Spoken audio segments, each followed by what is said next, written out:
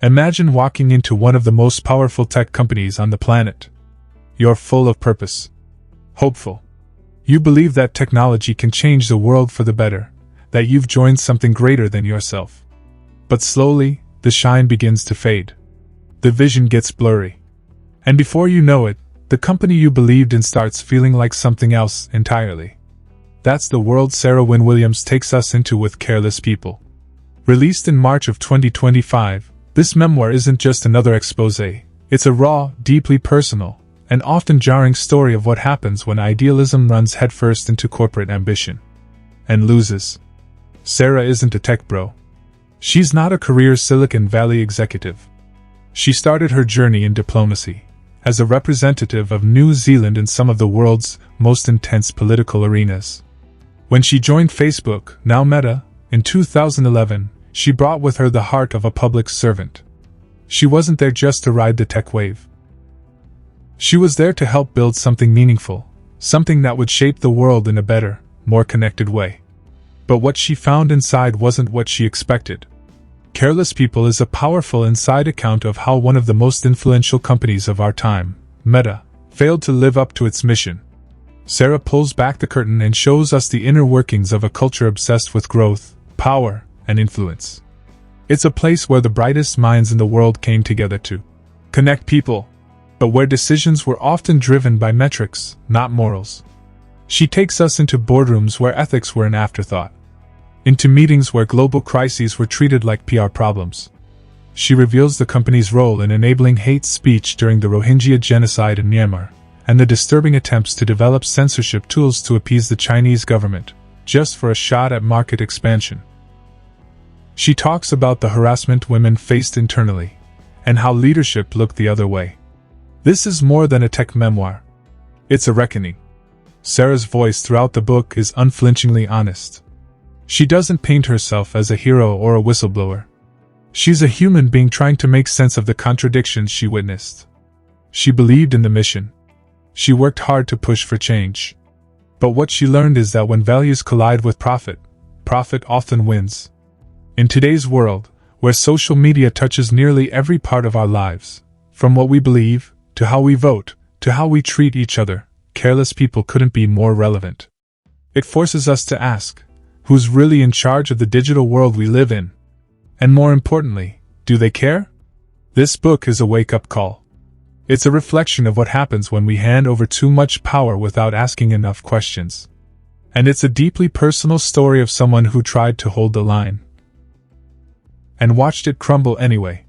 So if you're ready to look behind the shiny interfaces and hear what it really feels like to work inside big tech, Sarah Wynn-Williams is here to tell you the truth. No filters. No spin. Just one person's powerful account of what happens when a company stops caring, and what that means for the rest of us. Let's dive in part by part of this book. Part 1, The Arrival. When hope walked into Silicon Valley, the year was 2011. The tech world was surging with energy, optimism, and promise.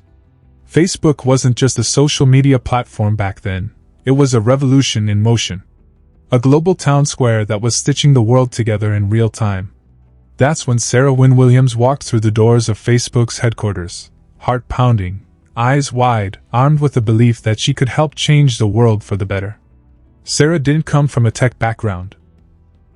She wasn't another coder, another startup star, or a brand strategist looking for her next big move. She came from the world of diplomacy, of peace talks, foreign policy, and navigating conflict zones with integrity.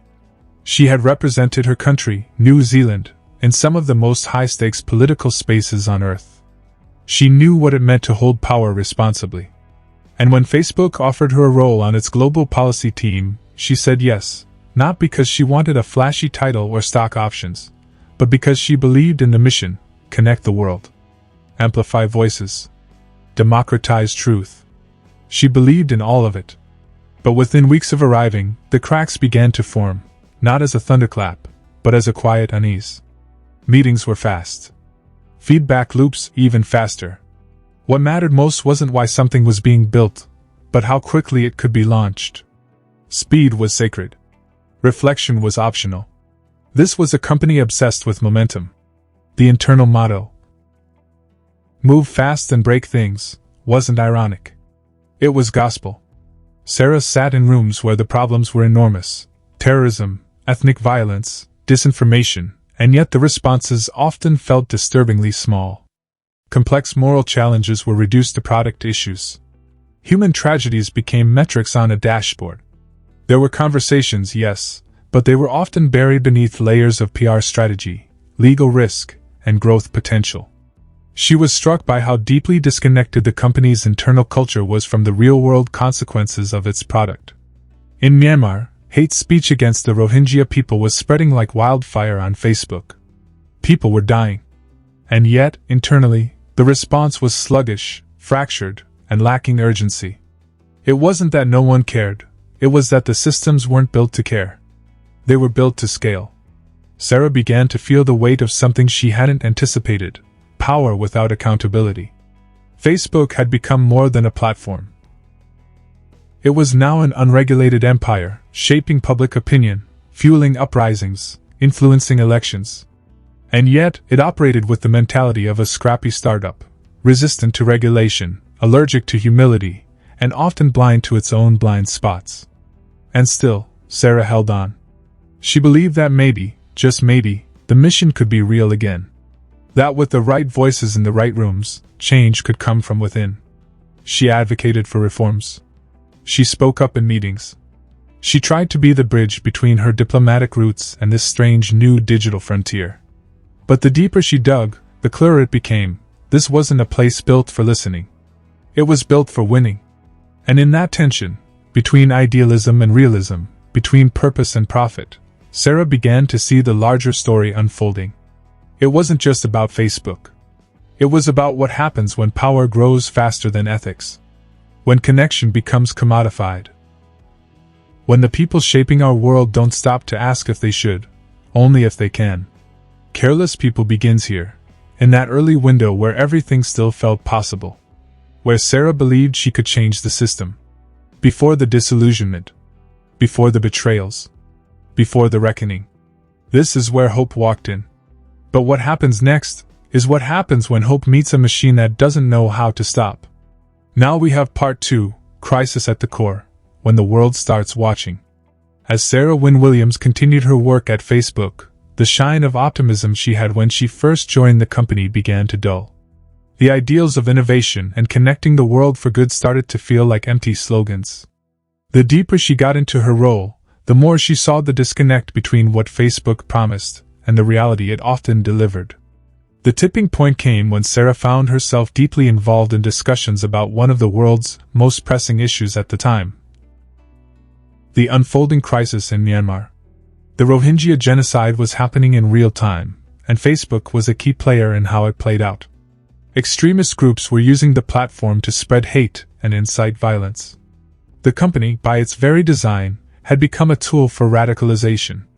It wasn't just a distant problem that Sarah was reading about in the news. It was something she saw firsthand, something that could have been stopped if Facebook's leadership had reacted sooner, with more urgency. She saw the internal reports and the warnings coming from human rights groups. She saw the pressure mounting. And yet the response from the company was agonizingly slow. Sarah fought for action, but the bureaucracy and the sheer size of the organization made any response feel like it was always a step too late. This wasn't a case of a tech company innocently overlooking the situation. It was much darker. It was a failure of will, a lack of courage to make the difficult decisions. In the face of this growing crisis, Facebook chose to prioritize growth over the responsibility to protect its users. The platform, for all its potential to do good, had become a breeding ground for violence and division. For Sarah, this moment was a wake-up call. She realized she was no longer just working at Facebook. She was witnessing the consequences of its actions, or worse, its inaction. The weight of knowing she was part of an organization that could be complicit in such harm took its toll. She felt the tension between her role and her values growing more unbearable by the day. But this wasn't the first or last time she would be faced with a moral dilemma. Facebook's global reach meant that every decision had massive ripple effects. Whether it was the spread of misinformation during a presidential election or the manipulation of vulnerable populations, Sarah was now at the intersection of technology, and humanity's most fragile issues. She was seeing, in real time, how the world was being reshaped by platforms designed for profit, not public good. And the internal conversations she had with colleagues were often disheartening. The more she pushed for a sense of urgency, the more she felt like the voice in the wilderness. Too often, the people around her, who were also smart, well-intentioned, felt helpless against the immensity of the company's influence. The calls for responsibility were met with resistance, with debates over whether it was fair to hold Facebook accountable for something that was, at its core, a societal issue. It was an uncomfortable realization that the company had become too big, too powerful, and too profitable to be properly held accountable. But Sarah couldn't unsee what she had seen. She couldn't pretend that the platform wasn't being used to harm real people. The world was watching, and Sarah was beginning to wonder if the company was willing to change before it was too late. This chapter of the story isn't about a single crisis. It's about the ongoing tension of living in the digital age, where the tools we use to connect also have the power to disconnect, divide, and destroy. It's about a company that started with the noble goal of connecting people but lost its way as the scale of its influence grew out of control. It's about the hidden cost of technology that was built to change the world, and in some ways has. And so, Sarah found herself at a crossroads. She could either remain silent, continue to play her part in the machine, or she could speak out. But speaking out, she knew, would come with consequences far greater than any professional setback she had ever faced. The realization weighed heavily on her. Was she part of the solution, or had she unknowingly become part of the problem? Next is part 3, Cracks in the Armor, the emotional toll of staying quiet. As Sarah continued her climb through the ranks at Facebook, she found herself at a crossroads, torn between her values and the growing pressure of corporate life. From the outside, everything seemed to be falling into place. She was making connections, gaining influence, and living a life that many would envy. But inside, Sarah felt like she was slowly losing herself. Her personal and professional lives began to blend, and it wasn't in a healthy way. The lines between what she was doing at Facebook and who she was as a person started to blur, and it was slowly eating at her. What had once been a dream job was now starting to feel like a cage. The idealism she had when she first joined Facebook was becoming a distant memory. The mission to connect the world felt hollow, especially when she started to see the darker side of the platform's influence. It wasn't just the big crises, like the Myanmar genocide, that haunted her. It was the daily grind, the constant balancing act between what was right and what was expected. The company's rapid growth came with its own set of moral compromises. Facebook was making billions, and the pressure to keep the revenue flowing was palpable. And while Sarah was still passionate about the power of technology to improve lives, she began to feel like she was fighting an uphill battle against a tide that she couldn't stop. She had seen the reports, the internal memos, the briefings about the harmful impacts of Facebook's algorithms. She had heard the complaints from users, from human rights groups, from fellow employees. But what troubled her the most was the sense of helplessness that began to settle in. Every day, she watched as the company continued its unchecked growth, oblivious to the damage it was causing. She could feel the ethical compromise deep within her. If she stayed, she was part of a system that prioritized profit over people.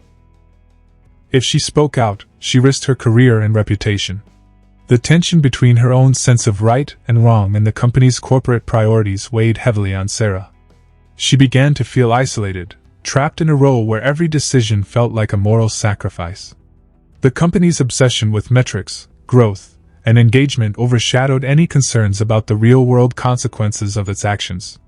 It wasn't just the unethical use of Facebook and political interference, or misinformation. It was the harm that was being done on a daily basis. The posts that spread hatred, the lives ruined by cyberbullying, the mental health toll that social media was taking on its users. It was all there, visible, but no one was doing anything meaningful about it. Sarah found herself questioning her own integrity. Could she, in good conscience, continue working for a company that seemed to care more about its bottom line than the well-being of its users? She had always believed in the power of technology to create positive change, but now she was faced with the ugly truth: technology, when unchecked, could be used to do the opposite. But Sarah didn't have the answers. She didn't know if staying or leaving would make a difference. She felt powerless, as if no matter what she did, the company's trajectory was already set. And yet, every day, she continued to show up, fighting a battle she wasn't sure she could win. And that's the heartbreaking reality of what Sarah describes in this part of her story. It's the story of good people trapped in a system that isn't designed for them to win. It's the story of people who want to make a difference, who believe in the mission, but who slowly realize that the system they're working for is broken. And the longer they stay, the harder it becomes to escape the emotional toll. This part of Careless People isn't just about Sarah's journey, it's a universal story. It's about how the pursuit of success, when divorced from ethics, can leave a person feeling empty. It's about how we often sacrifice our well-being for the sake of career advancement, and how staying silent on the things that matter most can eat away at our soul. This is where Sarah's internal struggle begins to take center stage, because when you're working for a company that's doing harm, silence isn't an option. But speaking up could cost you everything. Next is part 4, Breaking Point, the cost of silence and the weight of conscience. The longer Sarah stayed at Facebook, the more she felt the pressure building. It wasn't just the late nights or the endless meetings. It was the deep, gnawing feeling that something had to give. Her moral compass was starting to bend under the weight of corporate expectations, and the strain was beginning to show in every part of her life. She had pushed herself for so long to ignore the rising tide of doubt that now, it seemed impossible to avoid the truth any longer. In part 4, Sarah begins to grapple with the crushing realization that the company she had once believed in so deeply was no longer aligned with her values. Every day she sat in meetings where executives were more concerned with profit than with ethics. And every time she saw another report on how Facebook was being used to spread hate or manipulate users, it felt like a piece of her soul was slipping away. The sense of responsibility she felt, the weight of knowing that the decisions being made affected millions of people, was overwhelming. Sarah had always been someone who prided herself on doing the right thing. But what happens when the right thing isn't always clear? When the system you've dedicated your life to has become so corrupted that doing nothing feels like a betrayal? She couldn't keep pretending. The guilt of staying silent, of not speaking up against the dangers Facebook was perpetuating, was becoming too much to bear. It was during this period of deep internal conflict that Sarah reached her breaking point. It wasn't a single moment that changed everything. It was a gradual build-up of realizations that made her question whether she could continue working for a company whose actions she could no longer justify. Her thoughts began to spiral. What was she even doing here?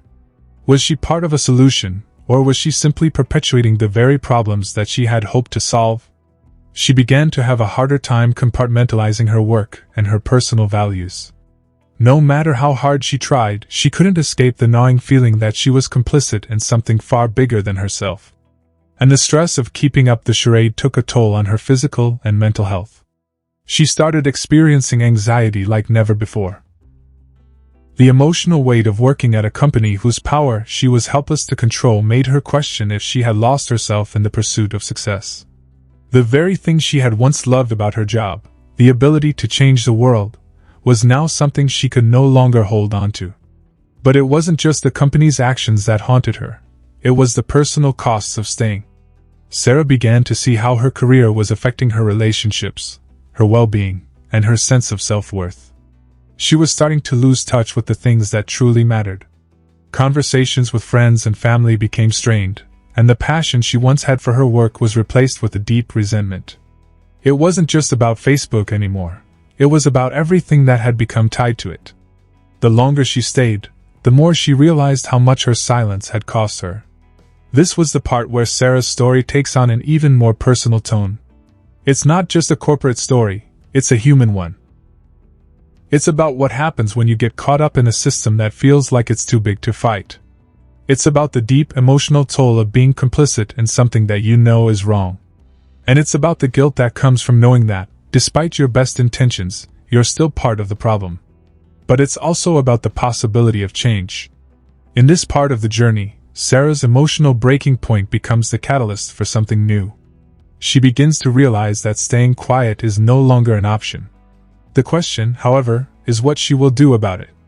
Will she continue to turn a blind eye, Or will she risk everything, her career, her reputation, and her peace of mind, to stand up for what she believes in?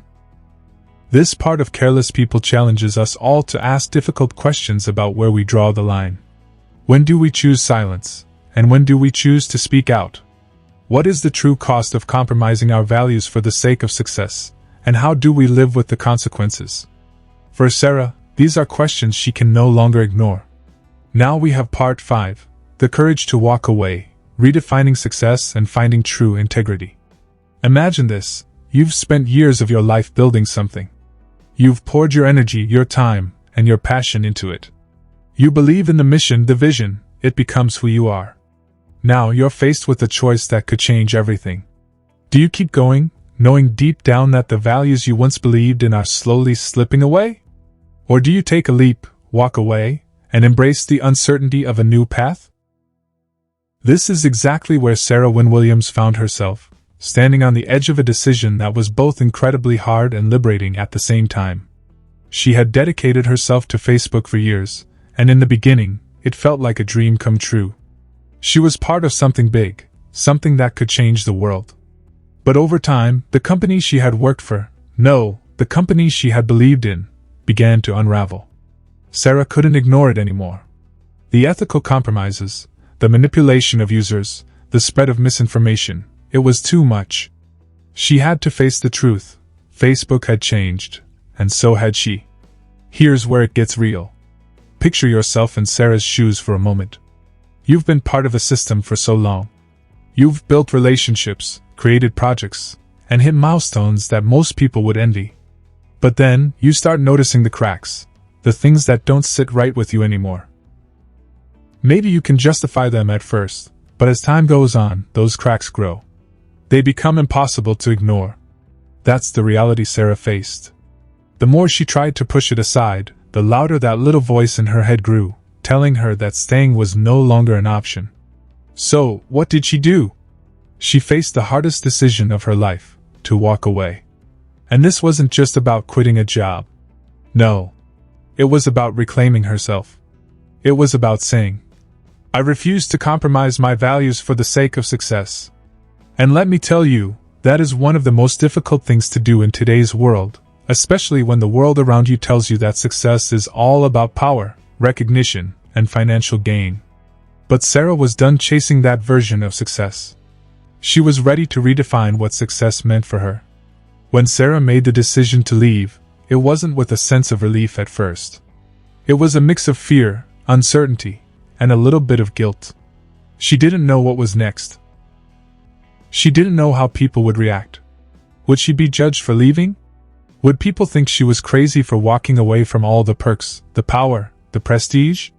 The answer, of course, is that it didn't matter anymore.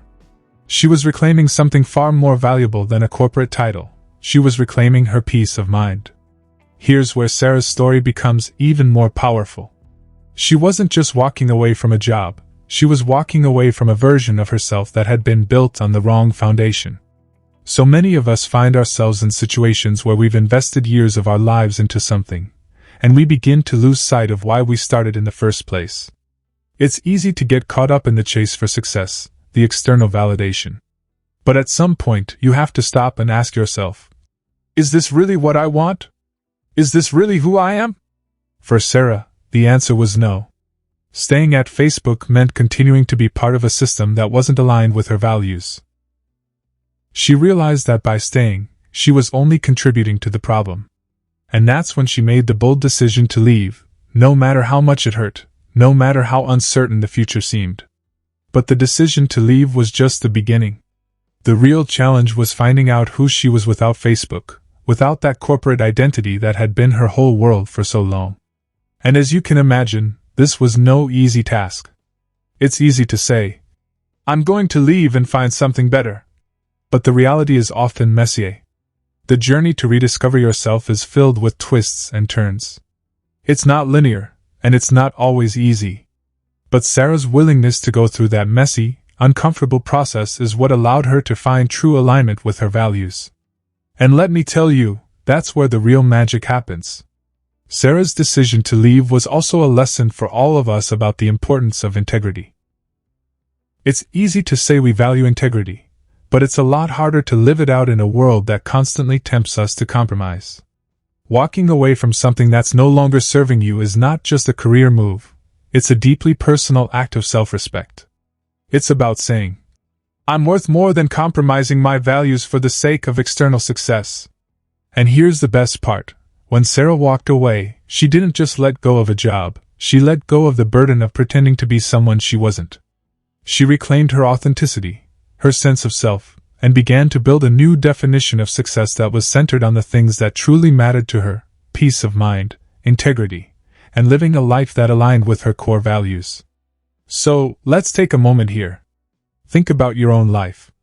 Is there something you're holding on to, something you've invested so much in, that isn't serving you anymore? Is it time to walk away and create something new? Sarah's journey is a reminder that sometimes, the hardest decisions, those that require the most courage, are the ones that lead to the greatest personal transformation. Next is part 6, Rediscovering Purpose, the journey after leaving. Leaving Facebook was just the first step in a journey that was far from over. For Sarah, walking away from the company that had defined her for years didn't magically solve everything. It didn't come with instant clarity or an easy path forward. If anything, it threw her into a whirlwind of questions, doubts, and uncertainty. Sarah had walked away from a world of power and prestige, but now, she was faced with the raw reality of building something new from scratch. Can you imagine what that would feel like? One day, you're at the pinnacle of your career, recognized, respected, and everything you've worked for seems to be aligning perfectly. The next day, you've jumped off that high mountain, and all that's left is a vast, uncertain landscape ahead. The question Sarah found herself asking was, what now? She had no roadmap, no guarantee that her decision would lead to success. In fact, she had no idea what success even looked like anymore. All the external markers of success, money, status, recognition, felt hollow now. She had to redefine success for herself, and that's where the true journey began. In the early days after her departure, Sarah struggled. It wasn't just the loss of a job, it was the loss of an identity. For years, Facebook had been more than just her employer. It had shaped who she was, how she saw herself, and how the world saw her. So when she left, she was no longer just Sarah, the Facebook employee. She was Sarah, the person figuring out who she was outside the confines of a job title. Sarah's experience is a powerful reminder of how deeply our identities can become intertwined with the roles we play in society. And when we step away from those roles, it can feel like we're stepping into an abyss, unsure of who we are or what we're meant to do. But Sarah's story also shows us that this is the moment of true potential, the moment when we can decide who we want to be, free from the expectations and labels that once confined us. What followed in Sarah's journey was not an immediate answer, but a process of rediscovery. She spent time reflecting on what truly mattered to her. She asked herself tough questions like, what am I passionate about? What do I care about? How do I want to spend my time? And most importantly, she began to explore how she could contribute to the world in a way that felt meaningful and aligned with her values. It wasn't about finding a new job or getting back into another company. It was about creating a life that was true to who she was, without compromise. But this wasn't easy. The world is constantly telling us that we need to be busy, to be achieving, to be moving towards something. There's pressure to be productive, to have everything figured out, to constantly be in motion. And when you leave a high-powered position like Sarah did, it can feel like you've fallen behind. It's like being on a treadmill that's moving too fast. You're afraid of slowing down because everyone else seems to be running ahead. But Sarah had to learn, the hard way, that real growth doesn't happen on someone else's timeline. It happens when you give yourself permission to slow down, to listen to your inner voice, and to give yourself the space to heal and grow at your own pace. As Sarah worked through her inner turmoil, she began to see the importance of resilience. She realized that life after Facebook wasn't about simply moving on from the past, it was about building on it. All the lessons, all the experiences she had gained, were still with her. They were part of her story, part of her journey. And as she learned to embrace that, she began to discover new ways to make a difference in the world. One of the most important things Sarah learned during this time was that real success is about impact, not accolades. It's about how you show up in the world and what kind of difference you make in the lives of others. That's something Sarah had always known deep down, but had never fully embraced until she walked away from everything she thought she wanted. She realized that the true measure of her success wasn't the number of people she impressed or the position she held. It was the values she stood for and the way she used her talents to create positive change. Sarah's journey also highlighted the importance of authenticity. In a world where it's so easy to get caught up in the game of appearances, Sarah's decision to walk away and redefine her path showed just how powerful it is to be true to yourself. It's not about fitting into a mold or living up to someone else's expectations. It's about being unapologetically you, even when it feels scary or uncertain. It's about having the courage to say, "This is who I am, and I'm not going to compromise that for anything." As Sarah slowly began to carve out a new path, she found that there was a deep sense of satisfaction that came from living life on her own terms. It wasn't about the fame or the fortune. It was about feeling like she was making a difference, that her work was aligned with her values, and that she was living authentically. She had found her true purpose, and it was a purpose that went beyond the walls of any corporation. This part of Sarah's journey is about transformation. It's about understanding that we're not defined by our jobs, titles, or external successes. True fulfillment comes from understanding who you are at your core and building a life around that. It's a reminder that sometimes, we need to step away from everything we know in order to step into who we're truly meant to be. Let's dive into part 7, Embracing Vulnerability, the power of being true to yourself. When you think of vulnerability, what comes to mind? For many of us, vulnerability feels like a weakness. We've been taught to hide our flaws, cover up our insecurities, and put on a brave face no matter what. But what if vulnerability isn't the weakness we've been conditioned to believe it is? What if it's the key to real connection, personal growth, and living a life that's truly aligned with who we are? Sarah Wynn-Williams came to realize that vulnerability was not something to hide from, it was something to embrace. After leaving Facebook, she found herself in a place where she could no longer rely on the walls she had built around herself for protection. All the labels, the achievements, the titles, none of that mattered anymore. She was stripped down to the core of who she was, and it was terrifying.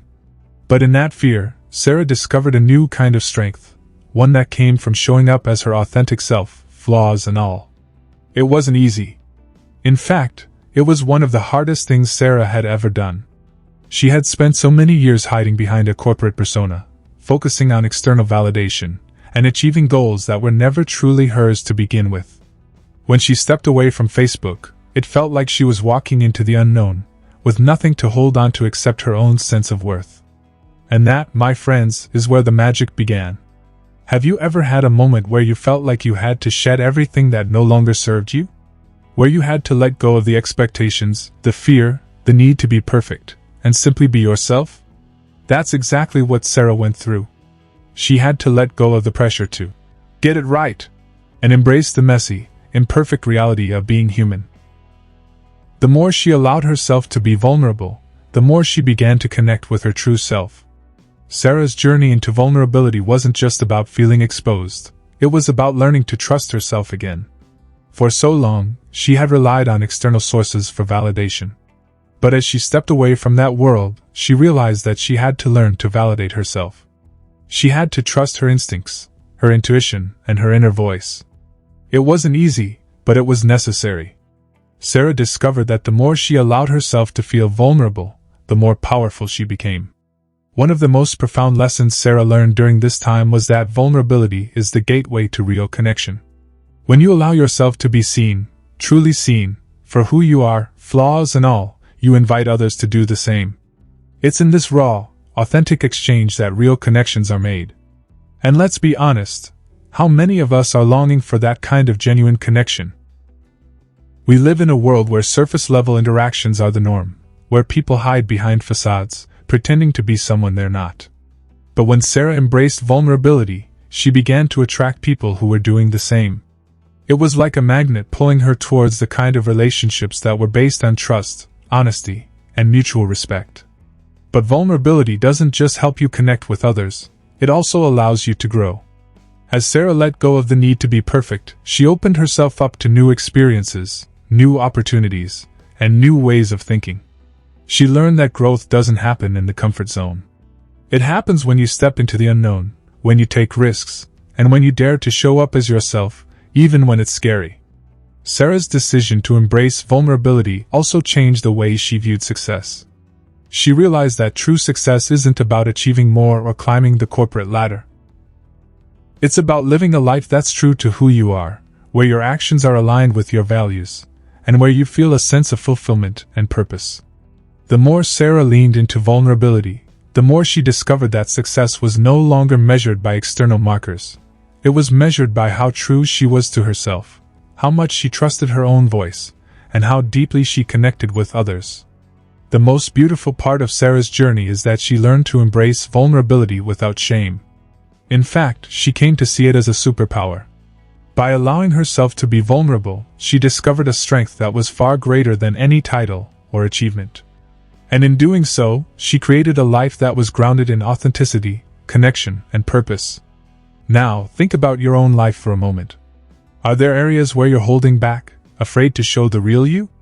Are there places where you're hiding behind a mask, trying to live up to someone else's expectations? If you were to step into vulnerability, what might change for you? What kind of connections could you create? What kind of growth could you experience? Sarah's story is a powerful reminder that vulnerability isn't something to be feared, it's something to be embraced. When we show up as our true selves, we open the door to deeper connections, personal growth, and a life that is far more fulfilling than any external measure of success. So, as we continue to explore Sarah's journey, let's take a moment to reflect on our own lives and ask, what would it look like if we allowed ourselves to be more vulnerable, more authentic, and more real? Let's move on to part 8, from vulnerability to action, creating a legacy that matters. You know those moments in life when everything clicks, when you realize that all the uncertainty, the fears, the confusion, it was all leading you somewhere? Sarah Wynn-Williams had one of those aha moments that shook her to the core. The kind where you realize that vulnerability is more than just a feeling, it's a tool, a powerful one that can catapult you into action. She had finally unlocked the door to her true self, and now, it was time to open it and walk through. We've all been there, haven't we? That moment when we know we've hit a wall. We're stuck in a cycle, afraid of what comes next. We might have even convinced ourselves that it's easier to stay where we are, even though deep down, we know we're meant for something more. That's exactly where Sarah was. She'd spent so many years playing it safe, following the blueprint others had laid out for her. But once she embraced vulnerability and shed the mask, Sarah realized she couldn't stay stagnant anymore. She had to act, boldly. But here's the thing. Taking action isn't as simple as saying, I'm going to change my life today.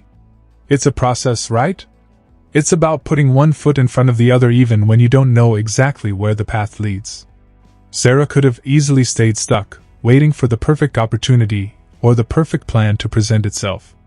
But the truth is, no such thing exists. She realized that action isn't about perfection, it's about progress. You don't need to have it all figured out. You just need to take that first step. And let's be real, fear is always there, lurking in the background. How many times have you hesitated to make a move because you were scared? Scared of failing, scared of looking foolish, scared of what others might think. Sarah wasn't immune to this fear. She too was terrified of taking that leap. But she understood that if she kept letting fear control her, she'd never live the life she truly wanted. So, instead of letting fear hold her back, she decided to face it head on. What about you? Are there things you've been holding off on, waiting for the perfect moment? Maybe there's a dream you've had for years, something you've kept buried deep inside because you didn't feel ready. But what if you're already ready? Sarah learned that it wasn't about waiting until the fear was gone. It was about taking action in spite of it. Sarah's journey wasn't just about building a career or creating a brand. It was about living a life aligned with her deepest values. She didn't want to contribute to a system that felt empty or shallow. No, she wanted to create something meaningful. A legacy. She wanted her work to have substance, something that mattered not just for the next 5 years, but something that could impact lives in a lasting way. Think about that for a second. What kind of legacy do you want to leave? It's a question Sarah started asking herself. She realized that a legacy isn't about the accolades or the likes, or the number of people who know your name. A legacy is about the work you put out into the world, the change you create, the lives you touch. It's about doing something that aligns with your truth, and ultimately, making a difference. But here's where things get interesting. Even when Sarah took action, it didn't always go as planned. She faced roadblocks, moments of doubt, and the occasional setback. It wasn't a straight line from vulnerability to success. But it's those bumps along the way that helped her grow. She learned that failure wasn't something to be feared. Instead, it was something to embrace, something to learn from. Doesn't that sound freeing? To know that failure is part of the process, and that it's okay to stumble, as long as you keep moving forward. Sarah's biggest breakthroughs didn't come from her wins. They came from her mistakes. The important thing is that she didn't let those mistakes stop her. She turned every failure into fuel, using each setback as a stepping stone to propel her forward. For Sarah, moving from vulnerability to action also meant confronting the idea of success head-on. Up until that point, her idea of success had been shaped by external forces, society, her career, and the constant pressure to achieve more, faster. But once she peeled back the layers and got clear on her values, she saw that true success was about living authentically. It was about doing the work that felt right, not the work that was expected. You might be thinking, that sounds great, but how do I find my authentic path? It's a fair question, and Sarah would say the first step is to slow down and tune in. Ask yourself, what am I passionate about? What do I want my work to reflect? How do I want to feel at the end of the day? This isn't about chasing someone else's idea of success. It's about creating your own definition. In Sarah's case, this meant not rushing into another job or another role that didn't fit. She didn't just want to fill the gap. She wanted to create a life that had meaning. She became intentional with her actions, aligning them with her core values and mission. The result? A life that was richer, more fulfilling, and more connected to her deeper sense of purpose. But remember, all of this didn't happen overnight. Sarah had to trust the process. She had to stay persistent and keep showing up for herself every day, even when the road got tough.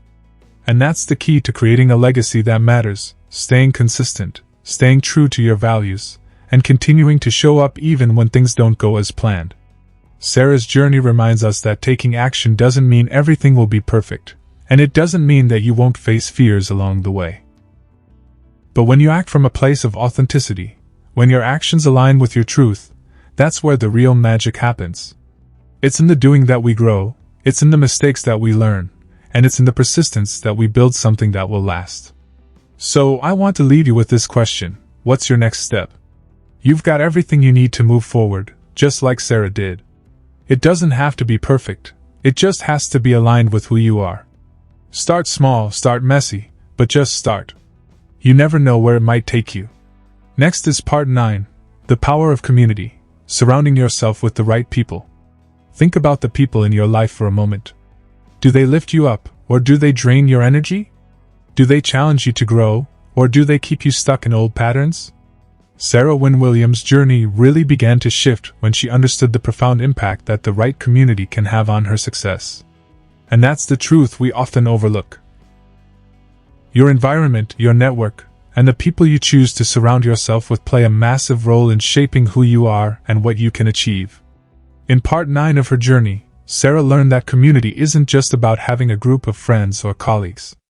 It's about creating a circle that supports you, pushes you to be your best, and holds you accountable to your dreams. The right people don't just cheer you on, they help you dig deeper, help you see things from a different perspective, and even call you out when you're not living up to your full potential. At first, Sarah had been hesitant. She wasn't sure who to trust, or if opening up to others was worth the risk. It's a common fear, isn't it? That fear of vulnerability, of allowing others into our lives, especially when we're still figuring things out. But Sarah quickly discovered something important.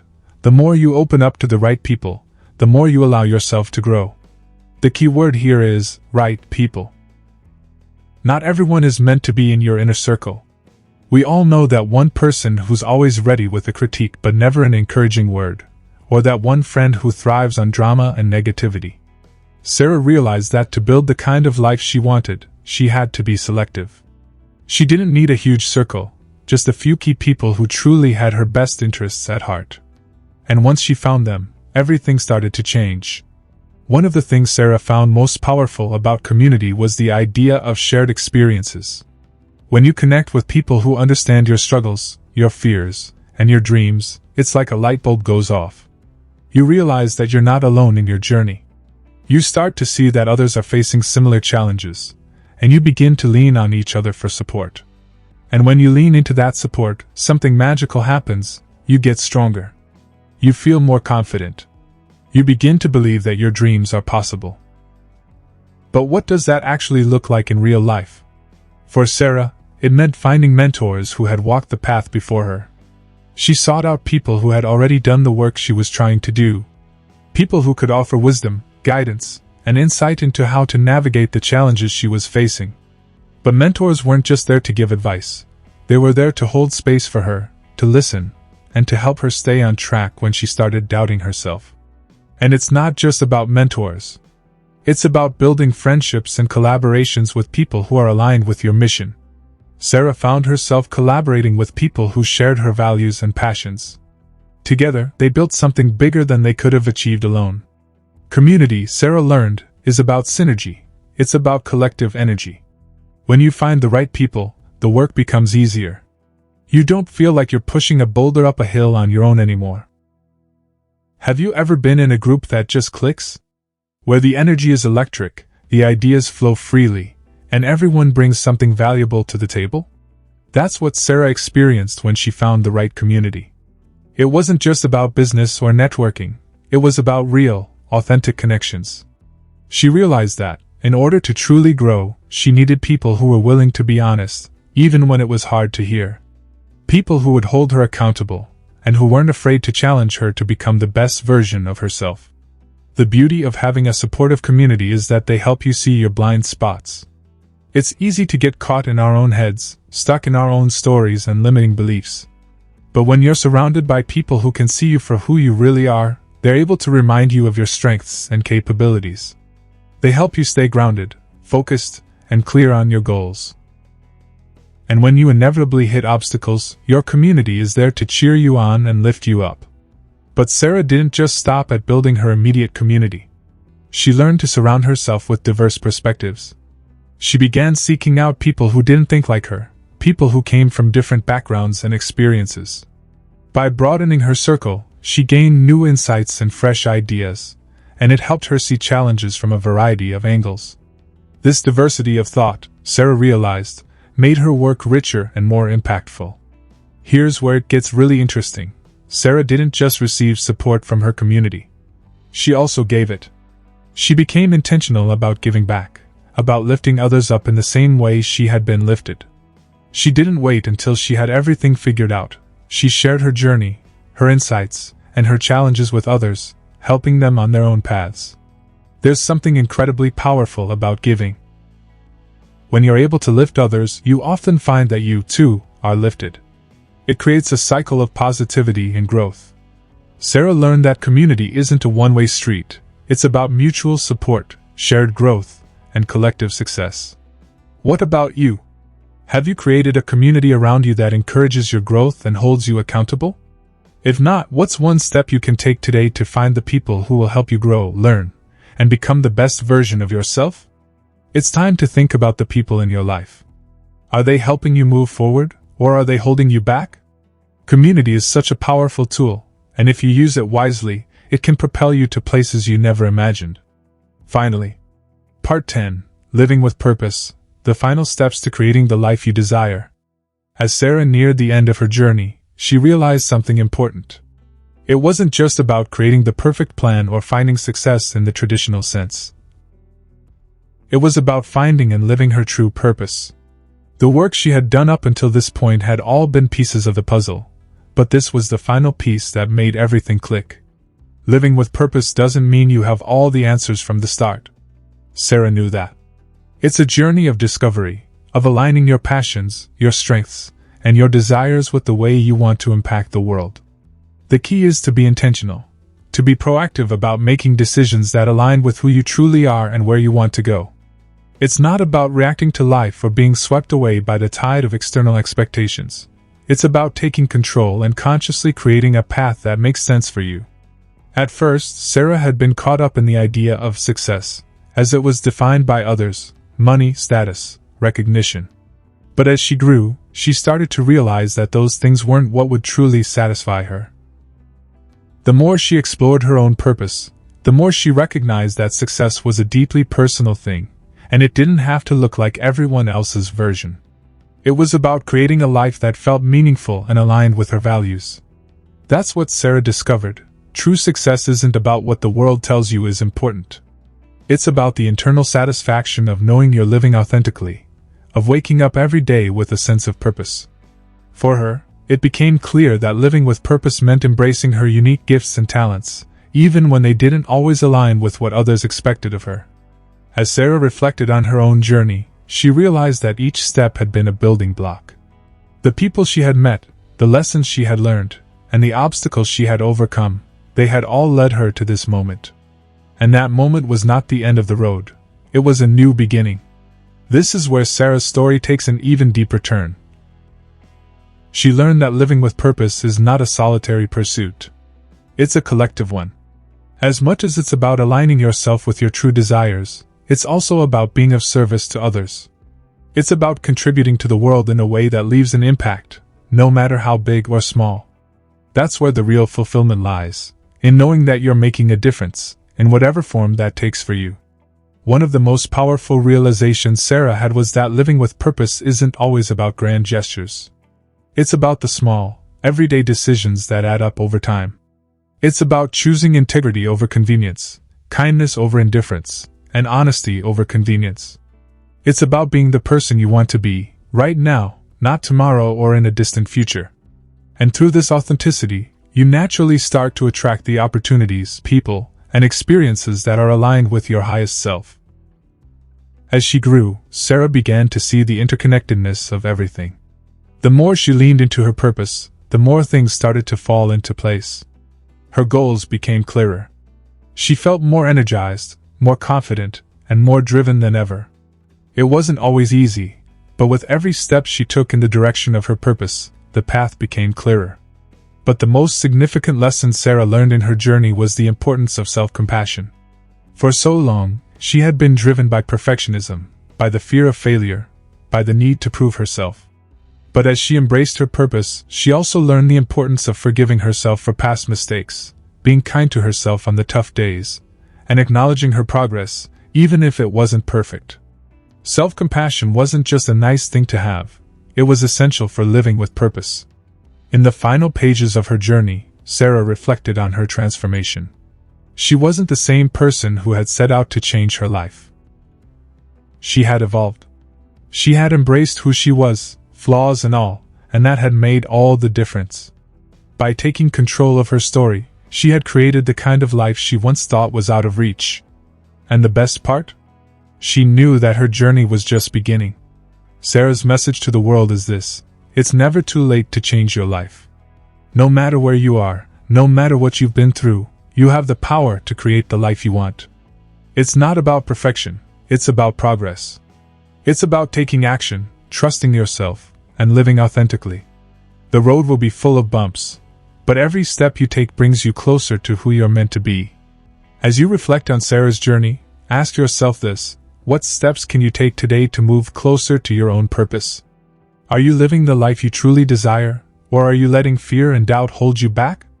Your purpose is waiting for you, and it's time to take that first step.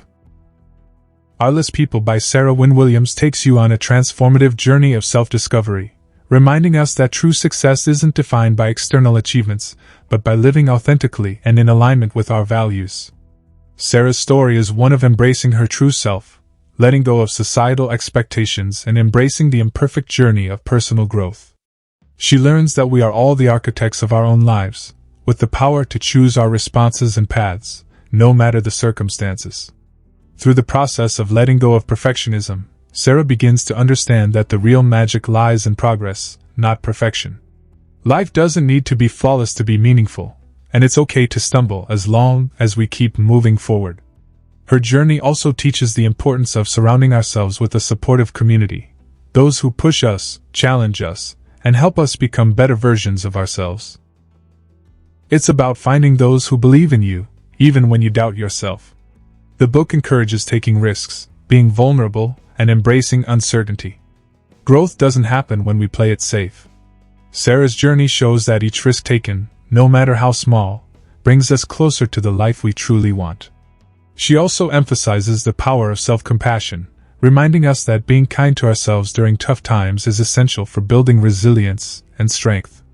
Sarah's lessons lead to the realization that purpose isn't a fixed destination, it's a journey that evolves with time. And it's the small daily decisions we make that lead to the most significant changes.